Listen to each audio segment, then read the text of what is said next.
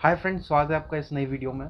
इस वीडियो में हम कोई गाने की बात नहीं कर रहे हैं, हम कोई सॉन्ग की बात नहीं कर रहे हैं, हम बेसिक बात कर रहे हैं अबाउट ये सब हटाकर रैपिंग की। रैप क्या होते हैं और रैप से रिलेटेड जितने भी एस्पेक्ट्स हैं। अब भाई मैं भी नया नया हूँ इस जॉनरा में, तो मैं भी चीज़ों को एक्सप्लोर ही कर रहा हूँ, बट जितना मुझे मालूम है अभी तक उसे मैं आपको बताऊँगा। ओके, क्या होता है, म्यूज़िक के अलग अलग टाइप होते हैं, जैसे आपको पता होगा जिन्हें जॉनरा जॉनरा कहते हैं। बहुत फ्रेंच का वर्ड है ये, जॉनर या जॉनरा। इसका मतलब होता है म्यूज़िक का टाइप क्या है। जैसे रॉक म्यूज़िक का आपने नाम सुना होगा, ब्लूज़ का आपने नाम सुना होगा। अगर आप थोड़ा म्यूज़िक वगैरह के बारे में पढ़ेंगे तो आपने सिम्फनी, कंचर्टो, इन सब चीज़ों के बारे में नाम सुना होगा। थीम एंड वेरिएशंस, बहुत सारे जॉनरा होते हैं। तो उसी में से एक जॉनरा है of pop music, that is rap, hip hop जिसे बोलते हैं। इसमें क्या होता है बेसिकली, रैप का मतलब क्या होता है? रैप का मतलब होता है रिदम, यहाँ पे सही से लिख नहीं पाऊंगा, एंड पोइट्री। मतलब मैं आपको सीधे ओरली बता देता हूँ। रैप का मतलब होता है rhythm and poetry. Rhythm and poetry, दो चीज़ों से ये वर्ड्स मिला है, रिदम एंड पोइट्री। पोइट्री क्या होती है? जब हम सेंटेंसेस को इस तरीके से यूज़ करें कि वो मन को शांति दें, या फिर हमें एक्साइट करें, या फिर हमें गुस्सा आए, शॉर्ट फॉर्मेट में, लाइन बाय लाइन के फॉर्मेट में, उसे हम कहते हैं पोयम।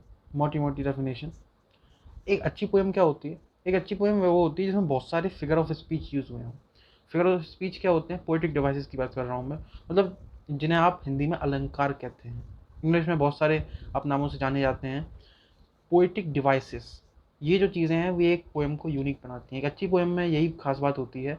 दो चीज़ें होती हैं एक अच्छी पोएम में। एक अच्छी पोएम मीनिंगफुल होगी और उसमें बहुत सारे फिगर ऑफ स्पीच या अच्छे खासे फिगर ऑफ स्पीच होंगे। समझे बात को? तो ये होता है अपना एक पोएम। एक अच्छी पोएम क्या होती है? तो फिगर ऑफ स्पीच आपको पता होने चाहिए। फिगर ऑफ स्पीच होता है मेटाफर, सिमली, इन सब की भी हम बात कर सकते हैं, बट मैं वीडियो को लेंथी नहीं बनाना चाह रहा। Metaphor, Simli, alteration, double ऑन्टोंट्रा, triple ऑन्टोंट्रा, और भी बहुत सारी चीज़ें होती हैं, जैसे आयरनी होता है, और भी आपने सुनी होंगी। ये सब होते हैं फिगर ऑफ स्पीच। ये सब तब काम में आते हैं जब हम पोएम्स की बात कर रहे हैं। अच्छा, रैप का मतलब क्या है? Rhythm and poetry. तो पोएट्री वाला एस्पेक्ट हमने डील कर लिया। रिदम क्या होती है? रिदम मतलब पैटर्न। कोई पैटर्न है ना, बीट्स का जैसे पैटर्न होता है, तो वो है एक रिदम।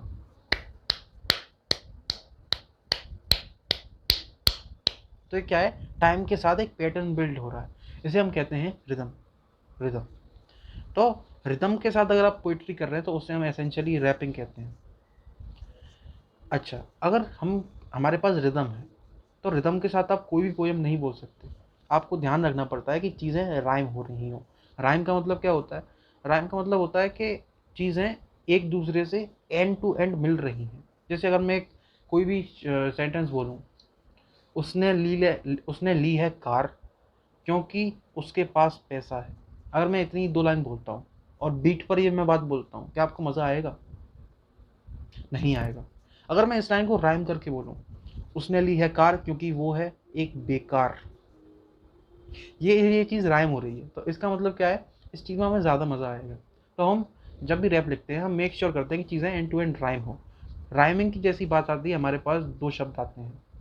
मतलब जितने शब्द हमने पोइट्री में पढ़े वो सब तो थे ही, हमारे पास दो शब्द निकल कर आते हैं, डबल ऑन्टोंट्रा और ट्रिपल ऑन्टोंट्रा। मतलब जब हम एक सेंटेंस को एनालाइज करते हैं तो उसमें एक सेंटेंस के कितने मीनिंग है, इसका मतलब होता है बाय ऑन्टोंट्रा। डबल ऑन्टोंट्रा मतलब उसके दो मीनिंग है, ट्रिपल ऑन्टोंट्रा मतलब उसके तीन मीनिंग्स हैं। आपको कई सारे सॉन्ग्स में ऐसा मिल जाएगा, किसी लाइन के दो मीनिंग है या तीन मीनिंग है। एमिनेम का बहुत फेमस एक लिरिक्स है, I got a couple of meshes, still I don't have any manners.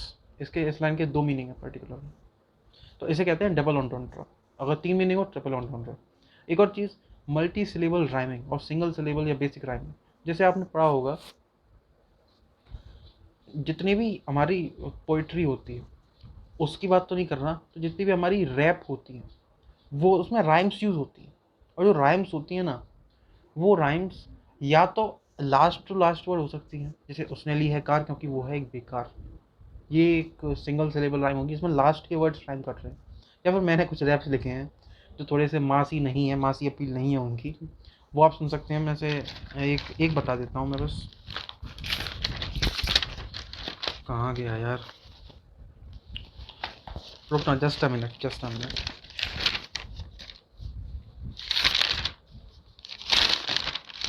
अभी ढूंढना पड़ेगा। तो खैर वो सब की बात नहीं करते, मल्टी सिलेबल राइम में से मैं आपको बता दूं, जैसे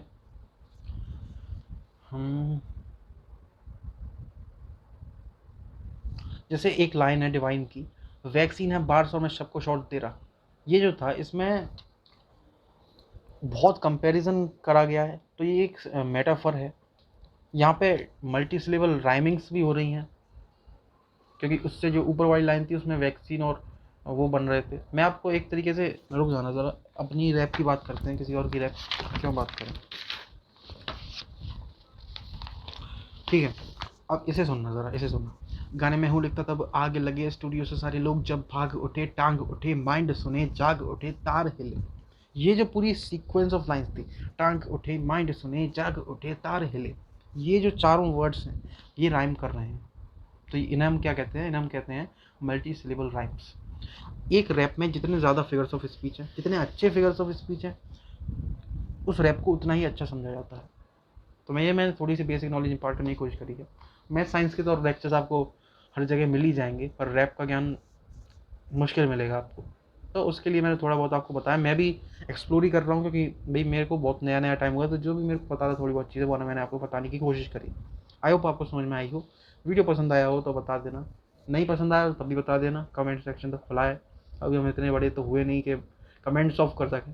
तो तब तक के लिए बाय, थैंक्स फॉर वॉचिंग।